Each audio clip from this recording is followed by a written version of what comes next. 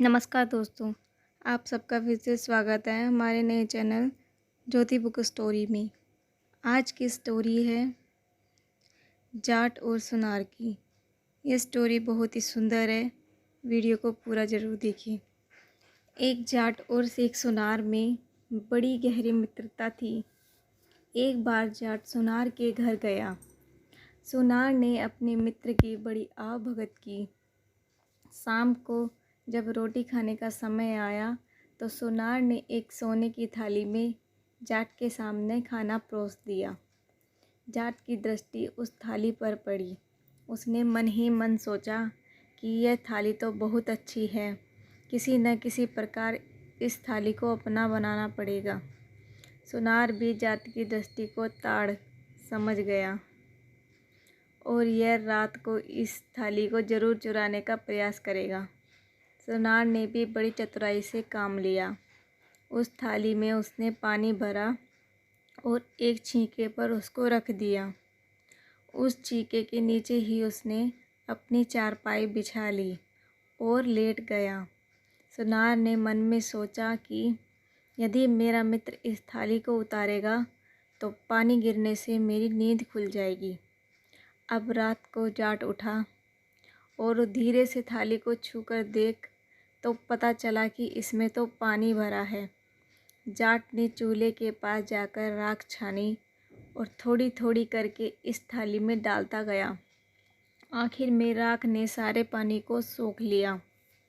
जाट ने इस थाली को इस तरीके से उतारा कि सुनार को पता भी ना चला। प्रातःकाल सुनार जागा तो देखा कि थाली गायब थी।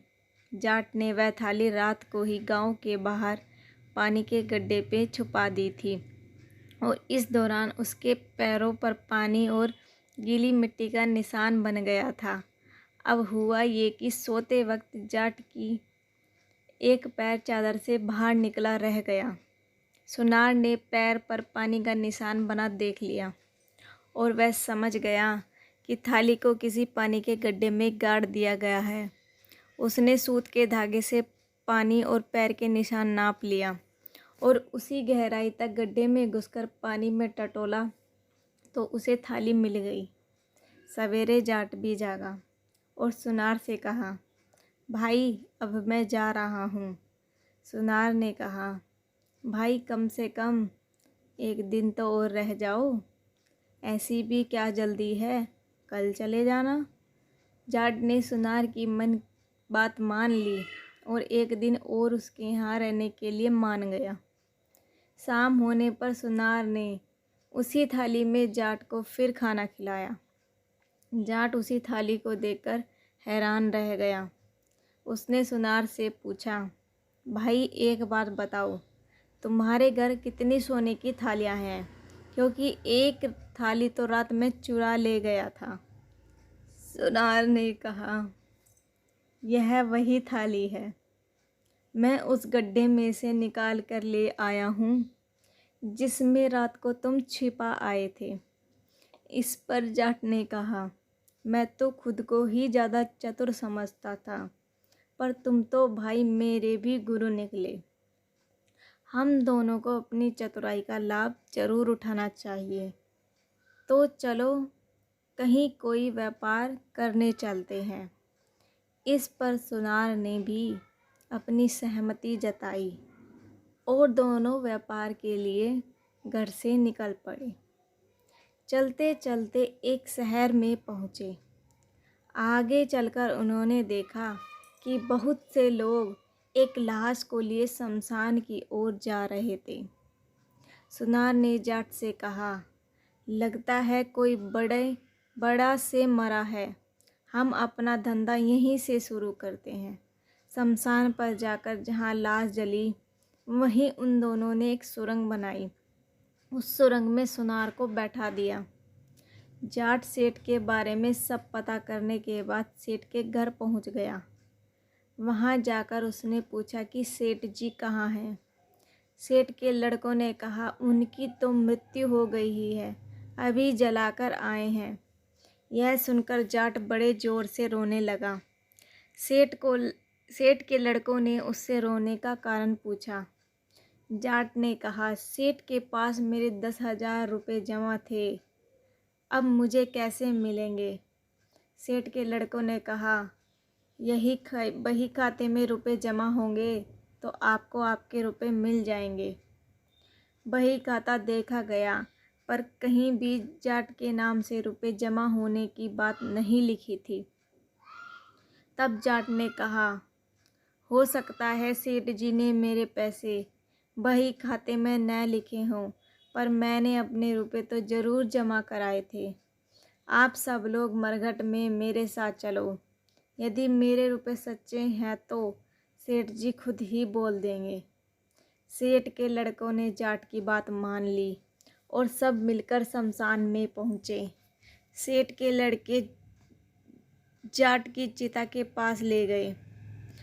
चिता के पास खड़ा होकर जाट ने ज़ोर से आवाज़ दी, अरे ओ सेठ जी, मैंने जो 10,000 रुपये तुम्हारे पास जमा किए थे वो बही खाते में नहीं मिल रहे हैं।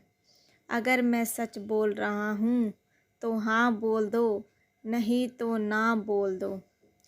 चिता के पास सुरंग में बैठे सुनार ने आवाज़ लगाई, बच्चों, इस आदमी के पैसे मरे पास जमा थे, इसका एक पैसा चुका देना नहीं तो मैं नर्क में जाना पड़ेगा।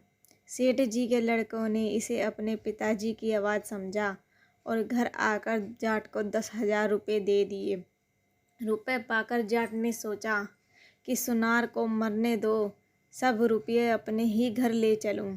इधर सुनार ने भी सोच लिया कि इतने सारे रुपए लेकर वह मेरे पास तो बिल्कुल नहीं आएगा, अब तो कोई और ही उपाय सोच लेना चाहिए। सुनार ने बहुत ही अच्छे और कीमती जूते खरीदे। जूतों को लेकर वह उसी रास्ते पर गया जो जाट के गांव को जाता था। सुनार ने रास्ते में एक जगह पर उसे जोड़ी में केवल एक जूता गिरा दिया। दूसरा जूता आगे चलकर कोई 100-200 गज की दूरी पर गिरा दिया और खुद छिपकर एक जगह बैठ गया। जाट रुपयों की गठरी लेकर आया। उसने रास्ते में पड़ा एक जूता देखा। जूता उसको बहुत पसंद आया, पर एक जूते का वह क्या करता, छोड़कर आगे चला गया। आगे जाकर दूसरा जूता भी उस रास्ते में पड़ा हुआ मिला। जाट ने सोचा, यह जूता तो उस जूते के साथ का है। यह सोचकर उसने रुपयों की गठरी वहीं रख दी और उस पहले जूते को लेने चला गया। इधर वह जूता लेने गया और उधर रुपयों की गठरी को उठाकर सुनार अपने घर आ गया। सुनार ने अपनी स्त्री को सारी बात कह सुनाई और उसे समझा दिया कि यदि वह जाट आए तो उसे मेरे बारे में कुछ मत बताना। मैं एक कुएं में जाकर छिप जाता हूँ। तुम कुछ दिन तक मेरा खाना वहीं पहुँचा दिया करना। यह कहकर उसने वे रुपये एक बर्तन में रखकर आंगन के बीच में गाड़ दिए और वह एक बिना पानी के कुएं में जाकर छिप गया। उधर जाट जब पहले जूते को लेकर लौटा तो वहाँ रुपयों की गठरी नहीं दिखी। उसे यह समझते देर नहीं लगी कि यह सब सुनार की करतूत है। जाट सीधा सुनार के घर पहुँचा। सुनार की स्त्री ने जाट को घर आया देखकर वह बोली, मेरे पति को कहाँ छोड़ कर आए हो? वह तो तुम्हारे साथ ही गए थे। जाट ने उत्तर दिया, क्या वह अभी तक घर नहीं आया है? सुनार की स्त्री ने कहा, नहीं, वह अभी तक घर नहीं आए हैं। जाट समझ तो गया कि सुनार की स्त्री झूठ बोल रही है। वह जरूर आ गया है, किंतु उसके पास अब कोई चारा नहीं था। पर उसने निश्चय कर लिया कि जब तक कुछ पता नहीं लगेगा वह जाएगा नहीं। सुनार की स्त्री रोज़ खाना बनाती, खाना लेकर सूखे कुएं में खाना देती और फिर दूसरे कुएं से पर पानी भरकर आ जाती। यह उसका नित्य का काम था। इस प्रकार कई दिन बीत गए। एक दिन जाट चुपचाप उस सुनार की स्त्री के पीछे पीछे चला गया और उसने देखा कि कुएं के पास जाकर उसने आवाज़ दी, लो रोटी। जाट सारी बात समझ गया। दूसरे दिन जाट उस सुनार की स्त्री जैसे कपड़े पहनकर रोटियों की पोटली बांधकर उस कुएं पर पहुंच गया और उसी प्रकार आवाज़ कर कहा, लो रोटी। फिर उसने कहा, वह जाट तो चलता ही नहीं मेरे पास, कुछ रुपया पैसा रहा नहीं है, क्या करूं? सुनार ने भीतर से कहा, आंगन के बीच में जो रुपयों की हांडी दबी पड़ी है उसी में से निकाल लिया करो।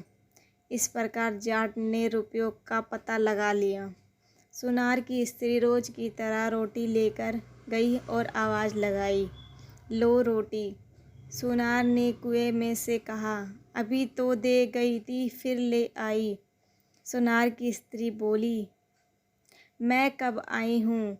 सुनार ने तुरंत जान लिया कि जाट चालाकी से रुपया ले गया।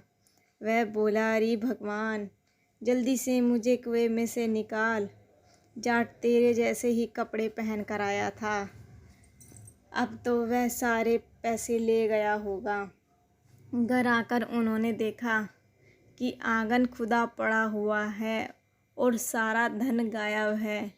जब सुनार की पत्नी रोटी लेकर सूखे कुएं की ओर गई, तब तक जाट सारा धन लेकर चपत हो गया था। इस वीडियो से फ्रेंड क्या शिक्षा मिलती है मुझे तो बताते हुए भी हंसी आ रही है। आपको कैसी लगी? वीडियो अच्छी लगी तो चैनल को सब्सक्राइब करना और वीडियो को शेयर ज़रूर करना। धन्यवाद।